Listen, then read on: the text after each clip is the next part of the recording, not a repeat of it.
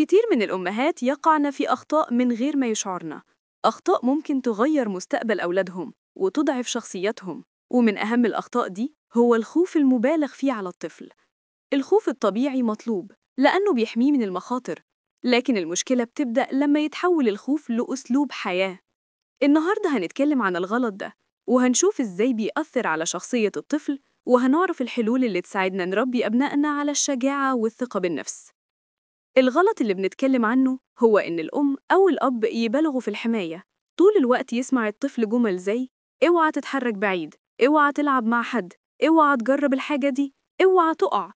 الطفل بيسمع الرسائل دي بشكل متكرر لدرجة إنه يبدأ يصدق إن العالم مكان خطير، وإنه ضعيف وما يقدرش يتصرف بنفسه. النتيجة إن الطفل بيطلع متردد، خجول، جبان في المواقف اللي محتاجة قرار أو مواجهة. في البيت تلاقيه معتمد بشكل كامل على غيره، في المدرسة يرفض يجاوب أو يشارك لأنه خايف يغلط، ولما يكبر يخاف يدخل تجارب جديدة أو يرفض يواجه المواقف الصعبة. دراسات نفسية أثبتت إن الأطفال اللي بيتربوا في بيئة مليانة خوف بيكونوا أكثر عرضة للقلق والاكتئاب في المستقبل. وده معناه إن الخوف المبالغ فيه مش بس بيأثر على طفولتهم، لكن بيلحقهم لما يكبروا كمان. المدعم الشرعي. الإسلام وضح لنا إن الخوف الحقيقي لازم يكون من الله وحده. قال تعالى: فلا تخافوهم وخافوني إن كنتم مؤمنين. الطفل لازم يتربى على إن ثقته في ربه أقوى من أي خوف من الدنيا. والرسول صلى الله عليه وسلم علم الأطفال الشجاعة، زي ما قال لابن عباس وهو غلام: يا غلام، إني أعلمك كلمات، احفظ الله يحفظك، احفظ الله تجده تجاهك. التربية دي غرست جوه قلوبهم الثقة بالله والجرأة على مواجهة الحياة. كمان الصحابة ربوا أولادهم على القوة والشجاعة. علي وأبي طالب رضي الله عنه كان في سن صغيرة وقت ما شارك في مواقف عظيمة، لأنه تربى على الثقة في نفسه والاعتماد على الله. النصائح العملية: أول خطوة إنك تقللي من جمل التخويف. بدل ما تقولي لابنك اوعى تقع، ممكن تقولي له خليك حريص.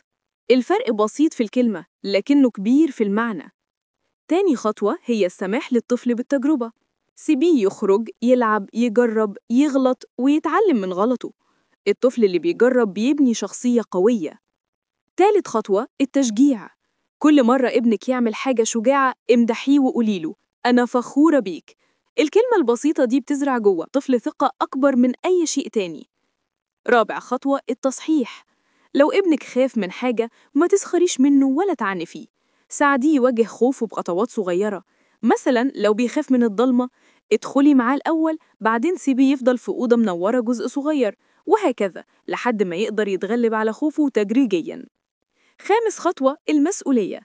اديله قرارات بسيطة يتحكم فيها، زي إنه يختار لبسه، يقرر الأكلة اللي عايزها، أو يشارك في اختيار نشاط. القرارات الصغيرة بتعلمه إنه قادر وبيملك زمام أموره. سادس خطوة القدوة. الطفل بيقلد أهله أكتر مما يسمع منهم. لو شافك خايفة من كل حاجة، طبيعي يقلدك ويعيش نفس الخوف. ولو شافك بتواجهي الحياة بثبات، هيكون زيك. وختاماً، الخوف الطبيعي بيحمي الطفل، لكن الخوف المبالغ فيه بيكسر شخصيته. عشان نربي أبنائنا على الشجاعة، لازم نسمح لهم بالتجربة، ونشجعهم على مواجهة مخاوفهم، ونعلمهم التوكل على الله. التربية الحقيقية مش إننا نمنعهم من كل خطر، لكن إننا نعلمهم إزاي يتعاملوا مع الحياة بقوة وثقة. لو لقيتي نفسك بتقعي في الغلط ده، ابدأي من النهاردة في التغيير. ادعمي ابنك واديله مساحة يعيش ويجرب ويتعلم. ولو استفدتي من الحلقة دي، شاركيها مع غيرك من الأمهات، وما تنسيش الاشتراك في القناة عشان توصلك باقي حلقات سلسلة أخطاء الأمهات.